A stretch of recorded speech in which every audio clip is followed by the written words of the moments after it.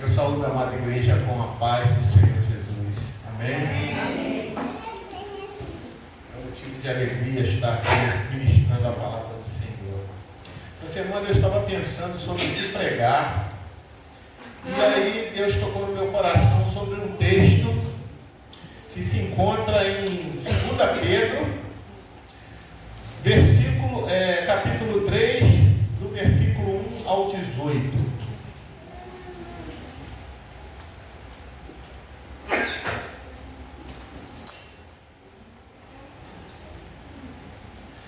Todos encontraram? Existem algumas versões diferentes, né? Mas o contexto em si é igual, né? Bom, vou começando a ler. O título é A Vinda do Senhor. Amado, escrevo-vos agora esta segunda carta, em ambas as quais desperto com exortação o vosso ânimo sincero, para que vós lembreis da palavra que primeiramente foram dita pelos santos profetas e do mandamento do Senhor e Salvador, mediante os vossos apóstolos. Sabendo primeiro isto, que nos últimos dias virão escarnecedores, andando segundo as suas próprias concupiscências, e dizendo: onde está a promessa da sua vinda? Porque desde que os pais dormiram, todas as coisas permanecem como desde o princípio da criação. Eles voluntariamente ignoram isso, que a palavra de Deus já desde a antiguidade existiu os céus e a terra, e foi tirada da água e no meio da água subsistiu. Pelas quais coisas pereceu o mundo de então, coberto com águas do dilúvio. Mas os céus e a terra que agora existe, pela mesma palavra se reservam como tesouro, e se guardam para o fogo até o dia do juízo e da perdição dos homens ímpios. Mas, amados, não ignoreis uma coisa, que um dia para o Senhor é como 1000 anos, e 1000 anos como um dia. O Senhor não retarda a sua promessa, ainda que alguns a tenham como tardia, mas é longânimo para convosco, não querendo que alguns se percam, senão que todos venham a arrepender-se. Mas o dia do Senhor virá como ladrão de noite, na qual os céus passarão com grande estrondo, e os elementos ardendo se dispararão, e a terra as obras que nela há se queimarão. Havendo, pois, de perecer todas essas coisas, que pessoas vos convém ser em santo trato e piedade, aguardando e apressando-vos para a vinda do dia de Deus, e que os céus em fogo se dispararão, e os elementos ardendo em fogo se fundirão. Mas nós, segundo a sua promessa, aguardamos novos céus e nova terra, em que habita a justiça. Pelo que, amados, aguardando estas coisas, procurai que dele sejais achados imaculados, irrepreensíveis e em paz, e tende por salvação a longanimidade do nosso Senhor, como também o nosso amado irmão Paulo nos escreveu segundo a sabedoria que foi dada, falando disso, como em todas as suas epístolas, entre os quais há pontos difíceis de entender, que os indultos inconstantes torcem igualmente as outras escrituras para a sua própria perdição. Vós, portanto, amados, sabendo isso, de antemão guardai-vos de que pelo engano dos homens abomináveis sejais justamente arrebatados, descasais da vossa firmeza. Antes crescei na graça e no conhecimento do nosso Senhor e Salvador Jesus Cristo.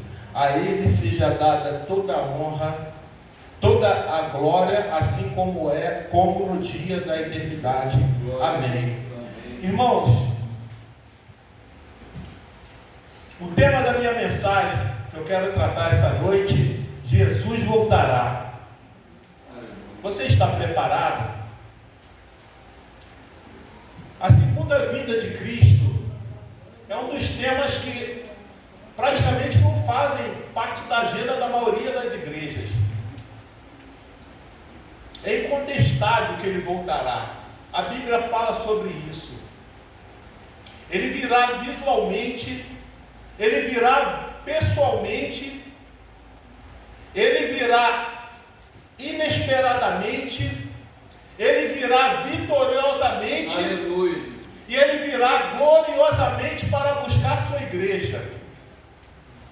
A segunda vinda de Cristo é o ponto culminante da esperança cristã. É a consumação gloriosa de todas as coisas. É a promessa segura. Ele certamente voltará. É a nossa esperança. Irmãos, quando eu tinha aproximadamente 15, 16 anos, eu costumava assistir alguns cultos nos lares. E aí eu, meu tio e meus primos. Eu lembro que nesses cultos nos lares, era muito comum a gente ver um quadrinho lá representando a volta de Jesus. Era muito comum, eu tinha mais ou menos 15 anos. Foi um dia desses, considerando que o tempo passa muito rápido, né? Então, enfim. Então eu via esses quadros nas paredes das casas, às vezes em cima de uma estante. E ali tinha um quadrinho que representava a volta de Jesus. Irmãos, esse é um ponto muito importante para nossas vidas. Sabe, nós vamos passar aqui no mundo por várias situações, várias circunstâncias. O Senhor vai te dar vitória, o Senhor vai estar contigo, porque Ele é fiel às suas promessas. Mas eu quero te dizer que a coisa mais importante é um dia estarmos com o Senhor. E a segunda vinda de Cristo, ela é relatada na Bíblia quase 2 vezes mais do que a primeira. Ou seja, nós vemos no Velho Testamento, os sinais da vida dele são notórios. Nós vemos guerra, terremotos, pandemias, várias coisas acontecendo no mundo. E ele nos preveniu a respeito disso. Jesus alertou que quando essas coisas começarem a acontecer, a sua vinda estará próxima. Irmãos, é muito sério. A gente precisa vigiar e orar, estar em constante oração, estar buscando ao Senhor, se arrependendo dos nossos pecados, estarmos preparados. O Senhor tem coisas muito maravilhosas para a nossa vida. Ele quer que um dia nós estejamos com Ele, mas Ele estabeleceu regras. O Senhor estabeleceu regras. Precisamos ter uma vida certa diante dEle. É bem verdade que no dia que Ele voltar, haverá salvação para alguns, mas também perdição para outros. Porque quando o Senhor voltar, haverá juízo. Então é muito sério. O Senhor pode voltar a qualquer momento. Precisamos estar preparados, dizendo: Maranata, a hora vem, Senhor Jesus. E acreditarmos e crermos que Ele vai nos galardoador. Fugiu o nome agora. Então, irmãos, mas para outros será a perdição. Nos capítulos de Mateus, capítulo 24 e Lucas 21, mostra sinais que hão de anteceder aquele glorioso dia. Mateus 24, 3, 4 e 5. Versículo 3: Estando assentado no Monte das Oliveiras, chegaram-se a ele seus discípulos em particular, dizendo: Dize-nos quando serão essas coisas, e que sinal haverá da sua vinda e do fim do mundo. E Jesus respondeu e disse: Acautelai-vos que ninguém vos engane, porque muitos virão em meu nome, dizendo: Eu sou o Cristo, enganarão a muitos. Em Mateus 24, 27, porque assim como o relâmpago que sai do Oriente e se mostra no Ocidente, assim será também a vinda do Filho do Homem. Em Lucas 21, 25 a 28, e haverá sinais no sol e na lua e nas estrelas, e na terra, a angústia das nações, em perplexidade, bramando o mar e as ondas, homens desmaiando de terror, e a expectação das coisas que sobrevirão ao mundo, porquanto os poderes do céu serão abalados. Então vir o Filho do Homem numa nuvem com poder e grande glória. Ora, quando essas coisas começarem a acontecer, olhai para cima, levantai vossas cabeças, porque a vossa redenção está próxima. A palavra para mim e para você: vigiai. A gente vê em vários, eu estou citando alguns temas relativos à vida de Jesus, segunda vinda de Jesus, na Bíblia, em alguns capítulos. Mas, se eu for pesquisar a fundo, existem vários capítulos dentro da Bíblia, vários livros que falam da vinda de Jesus. Esse é um tema que nós precisamos levar a sério, nós precisamos entender. meu irmão, que a história não está sem rumo, a humanidade não está sem rumo. A humanidade não é um caminhão ladeira abaixo sem freio. Ou seja, o Senhor planejou tudo isso, sabe? O Senhor tem planejado isso. E eu quero um dia chegar naquele dia lá e o Senhor falar assim para mim: servo, você venceu, toma a tua coroa.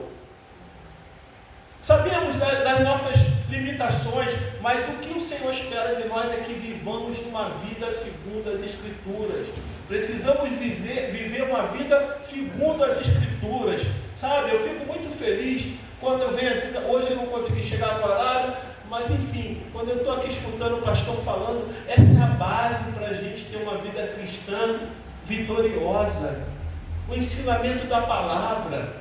Hoje a gente quase não vê isso por aí, irmãos. É muito sério isso. As pessoas precisam saber que o Senhor veio e morreu na cruz, mas que um dia Ele vai voltar para buscar a sua igreja. Isso precisa ser divulgado. Isso precisa ser falado. Que o Senhor tem preparado um local para os salvos, para um dia estarmos com Ele. Pedro vai tratar nesse capítulo sobre esse assunto. Esse texto esclarece de maneira nítida esse glorioso dia. No verso 1, Pedro começa dizendo: amados, escrevo-vos agora essa segunda carta, em ambas as quais desperto com exortação em vosso ânimo sincero. Está em 2 Pedro 3:1. Pedro adota aqui uma prática da repetição, porque ele estava já repetindo algo que ele já havia falado. Às vezes a gente até questiona: poxa, mas eu estou escutando isso de novo. Mas isso era o que Pedro usava e Paulo usava, essas técnicas de repetição. A gente precisa escutar sempre o que o Senhor tem para a nossa vida. A gente precisa estar sempre escutando aquilo que o Senhor tem e que a gente possa colocar em prática, que seja repetido 1000 vezes, mas a gente precisa absorver. Isso tem que fazer parte da nossa essência. A palavra de Deus tem que fazer parte da nossa essência. Então Pedro estava aqui já fazendo algo que ele já tinha escrito. Entretanto, ele sente a necessidade, em função da circunstância do momento, de relembrá-los novamente acerca dessa doutrina. Então Pedro estava aqui falando: escrevo-vos agora esta segunda carta, porque já foi escrita outras, sobre exatamente essa volta, segunda volta de Jesus. Pedro também evidencia no verso 2 que a segunda vinda de Cristo é tratada dentro da unidade das Escrituras. No verso 2, para que vós lembreis das palavras que primeiramente foram ditas pelos santos profetas e do nosso mandamento, os apóstolos, Senhor e Salvador. 2 Pedro 3:2. O que ele está dizendo aqui? Que a segunda vinda de Cristo foi pregada pelos profetas e foi anunciada pelo próprio Jesus. E está sendo pregada pelos apóstolos. Ou seja, irmãos, há uma unidade. A Bíblia tem unidade. Se nós formos verificar em vários aspectos, no Antigo e no Novo Testamento, ela se unifica. Ou seja, a confirmação do Senhor. A vida do Senhor é algo que está ali à porta. Eu sei que para muitos aqui já escutaram isso lá atrás, mas nós temos que confiar, porque é uma promessa. O Senhor prometeu, Ele vai cumprir. O Senhor prometeu e Ele vela pela palavra dEle. Tudo que está aqui está se cumprindo. A Bíblia fala sobre a multiplicação da ciência, o que a gente vê hoje. Eu lembro que alguns anos atrás você não tinha acesso a nada. Hoje tu tem um celular na palma da mão, você acessa todas as coisas vão evoluindo, a inteligência artificial. A Bíblia fala que a ciência é se multiplicar, e essas coisas têm acontecido. Pedro também está prevenindo os crentes acerca do perigo e da influência dos falsos mestres. Ele vai abordar isso a partir do versículo 3 a 5. Sabendo primeiro isto, que nos últimos dias virão escarnecedores, andando segundo as suas próprias concupiscências, e dizendo: onde está a promessa da sua vida? Porque desde que os pais dormiram, todas as coisas permanecem como desde o princípio da criação. Eles voluntariamente ignoram isso, e que pela palavra de Deus, já desde a antiguidade, existiam os céus e a terra, e que foi tirada da água, e no meio das águas subsiste. 2 Pedro 3-5. Aqui eu vou destacar alguns aspectos. Primeiramente, o tempo que esses falsos mestres vão surgir. Está descrito no verso 3. Nos últimos dias. Aqui está escrito, sabendo que primeiro isto, nos últimos dias. E o que seria últimos dias? É uma expressão no Novo Testamento que se refere o período entre a primeira e a segunda vinda de Cristo. Ou seja, desde que o Senhor veio, de lá para cá, vem ter sido apresentado falsos mestres. Pessoas que não têm compromisso com a palavra. Então, irmãos, essa é os últimos dias. E se você quer saber se Jesus está perto de voltar, note que foi engano religioso o primeiro sinal que Jesus apresenta. Ele já está aqui no primeiro século. Em Mateus 24, Jesus respondendo disse-lhe: acautelai-vos que ninguém vos engane. Em segundo lugar, qual o estilo de vida desses falsos mestres? Está escrito no verso 3.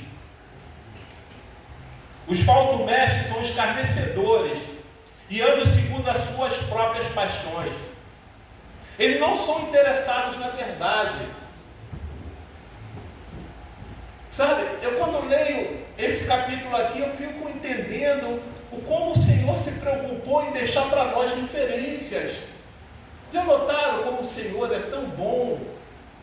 Ou seja, Jesus veio aqui a primeira vez e vai retornar na segunda vez, mas Ele deixou aqui na palavra: filhos, essa aqui é a palavra que vocês devem seguir. Eu vou deixar algumas regras aqui. Por isso a importância da gente estar aqui estudando a palavra. Isso vai fortalecendo a nossa vida. Isso vai trazendo uma base bíblica. Isso vai trazendo aquela base onde nós, quando nos depararmos com alguma situação, nós vamos entender o que Deus realmente deixou para nossa referência.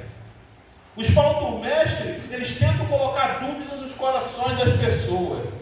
Meus irmãos, não tem como falso mestre viver em santidade e ensinar a santidade. Sabe por quê? A ética é filha da teologia. Assim como o homem crê, assim ele é. Sabe? Isso aqui é para nós avaliarmos quem são os falsos mestres, como é que ele vive, o que ele está pregando. Mas para a gente entender se aquilo que está sendo pregado, se aquilo que está sendo dito é realmente do Senhor, nós precisamos estudar. Essa é a regra.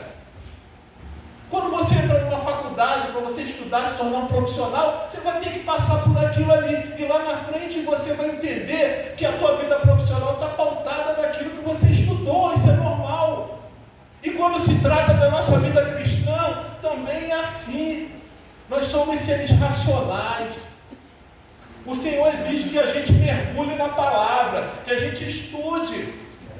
Porque não vai sair assim na nossa mente do nada. O Senhor pode fazer isso, mas Ele estabeleceu regras e promessas, mas Ele quer que nós estejamos voltados para essas promessas, estudando a Bíblia. Porque, como eu dei o exemplo aqui da tua vida profissional, que você estudou para exercer, eu vou estudar a palavra para eu combater algum combate, para eu poder estar sabendo quem é o falso mestre, quem realmente está falando aquilo que não é do Senhor.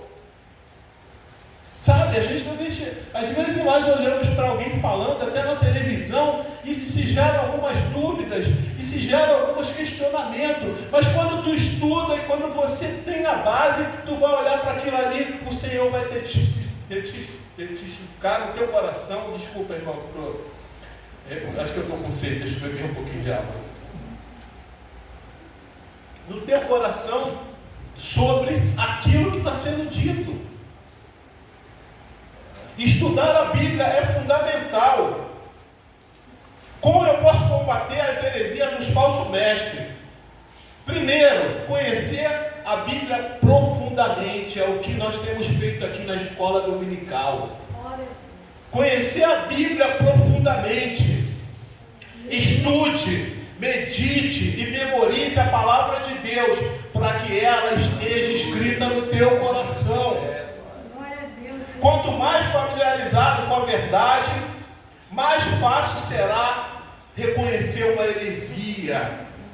Se nós estamos familiarizados com a verdade, sabemos o que o Senhor colocou na Bíblia para a nossa vida, nós vamos estar sabendo o que se trata de verdade, o que não é verdade, o que é heresia, o que não é. Então, essa é uma forma da gente combater as heresias dos falsos mestres. 2. Avalie os frutos do mestre. Observe se as ações e o ensinamento dele são baseados na Bíblia. Mas para eu saber se é baseado na Bíblia, eu preciso conhecer a Bíblia. Senão eu não vou saber.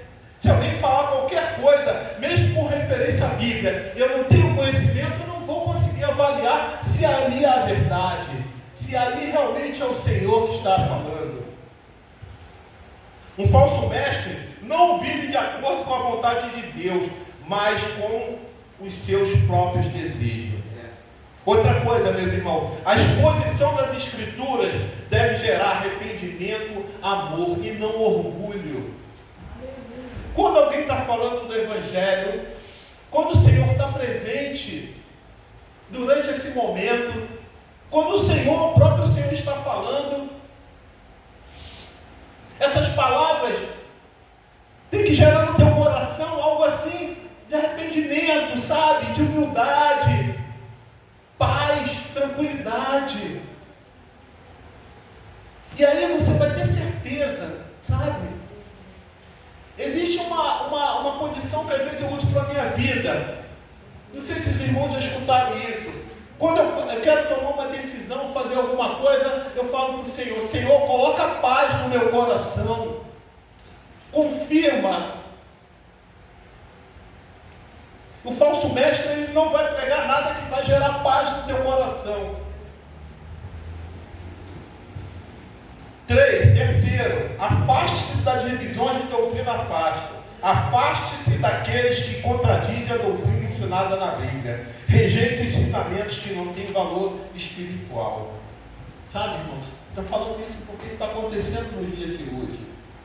Sabe? Não estou falando para você julgar. Eu estou dando umas instruções baseadas na Bíblia, como você avaliar aquilo que é verdade, aquilo que realmente está trazendo ao teu coração edificação, aquilo que realmente o Senhor está falando lá no teu coração, sabe? Eu tenho certeza que quando você ouve uma palavra da verdade, baseado na Bíblia, Deus vai lá no teu coração, sabe por quê? Porque o Senhor se faz presente. O Senhor se faz presente e começa a confirmar: não, realmente é isso, Senhor. Realmente é isso que eu estou precisando, realmente é isso. Então, irmãos, aqui ele fala sobre os falsos mestres. Em terceiro lugar, qual é o ensino desses falsos mestres? No verso 4, os falsos mestres estão questionando a promessa da vinda de Jesus. Infelizmente, tem pessoas nos dias de hoje usando esse mesmo argumento. Mas eu quero dizer que ninguém pode mudar essa agenda. Está lá na agenda de Deus, que ninguém vai mudar. Aleluia. Porque Ele é fiel. E aqui realmente no versículo aqui, no versículo 4, eles dizem: onde está a promessa da sua vida? Porque desde os pais dormiam, todas as coisas permanecem como desde o princípio da criação. Mas isso está na agenda de Deus. Então Pedro está falando aqui: amados, entendam o que está acontecendo. Existe falso mestre, eles duvidam, eles disseminam coisas que estão contra a palavra, mas eu estou escrevendo, amada igreja. É o que Pedro está fazendo aqui. Primeiro argumento: o tempo da perspectiva de Deus não é o nosso tempo, conforme está escrito. Pedro está apresentando alguns argumentos para os questionamentos dos falsos mestres, que estão no versículo 4, quando eles questionam a vida do Senhor. Primeiro argumento: o tempo na perspectiva de Deus não é o nosso tempo, conforme está escrito no verso 8. Mas, amados, não ignoreis essas coisas, que um dia para o Senhor é como 1000, e 1000 anos como um dia. Isso está em 2 Pedro 3,8. Nós entendemos o tempo da seguinte maneira: cronos, segundos, minutos, horas, dias, meses. Essa é a nossa referência, né? Nós temos essa referência. Se trata do cronos, milênios, séculos. Nós não enxergamos no escuro, não enxergamos na curva. É só você ter certeza do que tem lá quando eu chegar lá. Agora o que está na curva eu não consigo enxergar. E não vemos o futuro. Como Deus é eterno, Ele vê o futuro no seu eterno agora. Ou seja, Deus é eterno. Ele vê agora no eterno dele o futuro. Deus conhece, Ele está ao mesmo tempo no passado, no presente e no futuro. Ele é o Deus Todo-Poderoso. Então, Ele está presente nessas situações. Nosso Deus nunca vai ser surpreendido por nada. Nada vai surpreender o nosso Deus.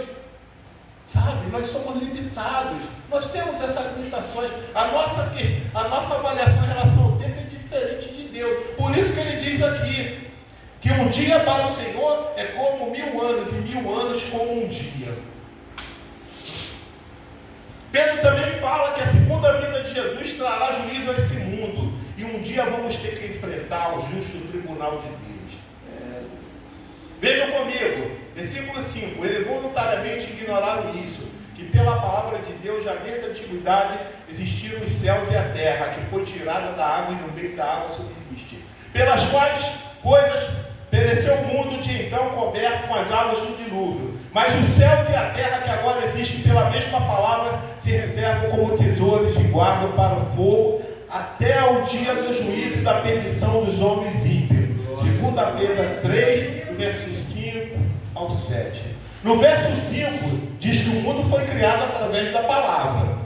No verso 6 ele diz que o juízo do dilúvio veio por meio da palavra do passado, que foi o dilúvio. No verso 7 ele diz que o juízo futuro virá pela mesma palavra. O mesmo Deus que criou o mundo pela palavra, por essa mesma palavra já trouxe o juízo ao mundo no passado. O mesmo Deus que trouxe o juízo no passado é o mesmo Deus que trará juízo no futuro. A volta de Jesus está vinculada também ao julgamento. Por isso, irmãos, é importante a gente entender. Porque a gente pensa: Senhor, eu estou aqui te esperando, eu creio na salvação, mas nós precisamos entender que Ele vai vir a julgar, e todos nós estaremos diante do tribunal dEle, pelos atos cometidos e não ter sido perdoados, pelas atitudes, pelos pensamentos. Tudo que nós fazemos enquanto estamos em vida, o Senhor tem esse controle. Não há um ser humano que não estará diante do tribunal. Só que nós podemos estar diante do tribunal e sermos absolvidos. E o Senhor falar assim: isso aqui é o que eu tenho preparado para a tua vida. Isso aqui que eu tenho preparado para a tua vida. Mas para outros terá perdição. A Bíblia é clara em relação a isso. A Bíblia fala sobre isso que eu estou falando aqui. Está na palavra. Pedro está aqui trazendo um fortalecimento para a igreja. Pela palavra Deus criou. Pela palavra Deus trouxe juízo. E pela palavra Deus consumará a história desse mundo. Aleluia, irmãos, aleluia. Então um dia nós estaremos diante do tribunal. Sabe, irmãos, eu não estou aqui querendo criar em você um pânico. Mas a gente não pode pensar que o Evangelho é só aquele lado que eu estou recebendo, Senhor, de ti uma cura, que eu estou recebendo de ti uma bênção. É também. Senhor, eu preciso de uma cura, o Senhor vai lá e te cura. Eu preciso de uma bênção, o Senhor vai lá e te dá. Eu preciso de algo que eu espero há tanto tempo, o Senhor vai lá. E também se cumpre, mas a nossa vida não pode se resumir somente a isso durante o período que estamos aqui na terra. A gente tem que entender que a Senhor voltará para buscar a sua igreja. Eu não quero ser julgado de uma forma que eu não venho herdar o reino dos céus, o que Deus tem preparado. Eu quero ir para o céu, quero receber aquilo que Deus tem, irmãos. Isso é muito sério. Precisamos entender que os últimos dias estão acontecendo coisas aí difíceis. Eu tenho certeza que alguns aqui durante a pandemia se preocuparam. Eu cheguei a pensar em algum momento, o que adianta isso aqui de que eu conquistei, aquilo ali, o que adianta isso, o que adianta aquilo? Sabe, a gente vê que o que a gente às vezes possui aqui na terra não se compara àquilo que o Senhor tem preparado para mim e para você. E quando Ele voltar, Ele vai cobrar aquilo que nós fazemos que não está de acordo com os princípios, com a palavra dEle. Um dia nós estaremos diante do tribunal. E como eu posso fazer para estar preparado diante desse tribunal?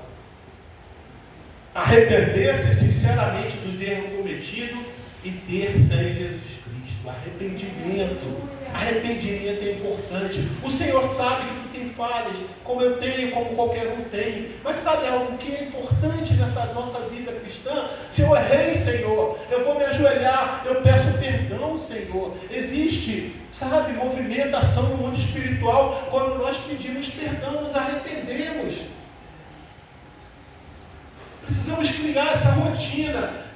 Senhor, isso que eu fiz está contra a tua palavra, está contra os teus princípios. Senhor, eu me arrependo. Me perdoa. Sabe, irmãos, para estarmos preparados para esse grande dia, a gente tem que estar, sabe, lavado e remido no sangue do Cordeiro. Nós precisamos estar lavado e remido. Segundo tópico, para estar diante do tribunal, se relacionar e ter intimidade com Deus através de uma vida de oração. Porque quando a gente se relaciona com o Senhor, fica tão íntimo esse relacionamento, que a gente vai chegar no nível de falar assim: Senhor, o que eu fiz que te deixou tão triste? E o Senhor vai confirmar no teu coração: meu servo, você precisa pedir perdão. Intimidade.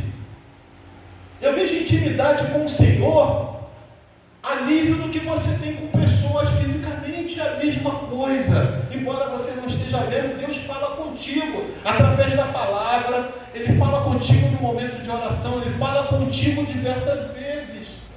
A intimidade com o Senhor é próxima. E isso é uma maneira da gente estar preparado. Se relacionar com Deus e a obediência. A palavra diz: amar a Deus e obedecer seus mandamentos. Quando eu amo a Deus, eu estou cumprindo o que? O primeiro mandamento, né? Amar a Deus acima de todas as coisas.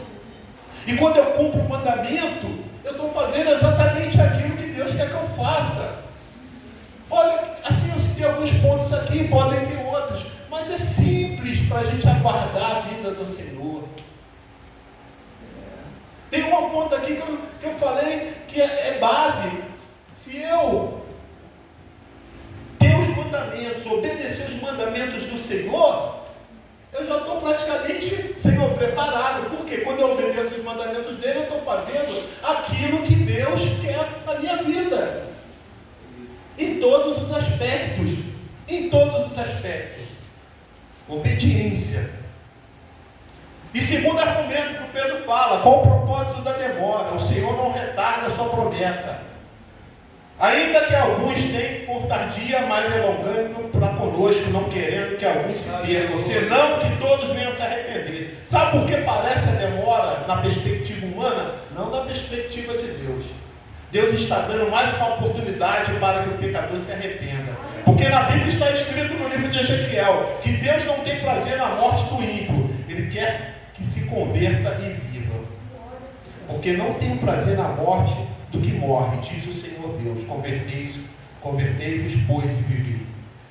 O terceiro ponto, terceiro fato, que Deus está dando mais oportunidade, não pode ser usada como relaxamento. Irmãos, pelo fato do Senhor ser longânimo, não podemos viver de qualquer maneira. Porque às vezes a gente pensa assim: o Senhor é longânimo, né? Então é o seguinte, eu sei que ele vai voltar, mas eu vou viver de qualquer maneira, eu vou fazer o que eu penso.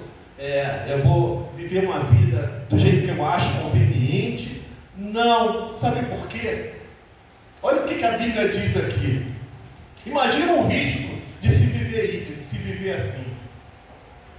Mas um dia o Senhor virá como ladrão de noite, no qual os céus passarão com grande estrondo, e os elementos ardendo se desfarão, e a terra e as obras que nele há se queimarão. 2 Pedro 3:2. O que significa isso? A volta do Senhor será inesperada. Não sabemos, só Ele sabe. Ele está na agenda dele. Sabe? Mas Ele também fala que quer que pessoas se convertam. Mas a gente não pode viver de forma relaxada. Não vou viver de forma relaxada. Sabe por quê? Eu estou pregando aqui agora, o Senhor pode abrir os céus agora aqui e descer e falar, cheguei para buscar na igreja. É muito sério, irmãos. Existem coisas na nossa vida que a gente tem que levar com seriedade. E a vida do Senhor um dos tópicos que a gente tem que considerar como importante. Aleluia. Bom, Jesus voltará.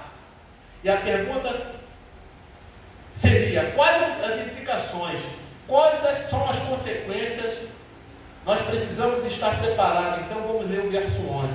Havendo pode perecer todas essas coisas que pessoas vos convém ser um santo trato e piedade. Sabe o que ele está dizendo? Que a vida deve ser caracterizada por santidade. A santidade convém na vida do crente. Ser santo é viver separadamente dos hábitos mundanos. Não é viver isolado. A gente convive com várias pessoas. A gente está trabalhando, está estudando, a gente está em tudo quanto é lugar.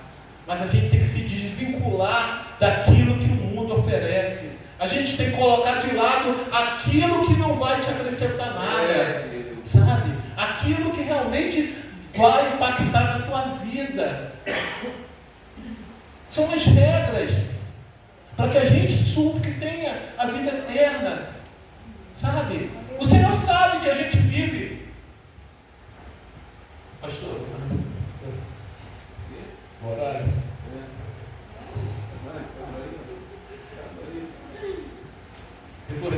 Você crê que Jesus vai voltar? Você crê que a volta de Jesus é uma realidade?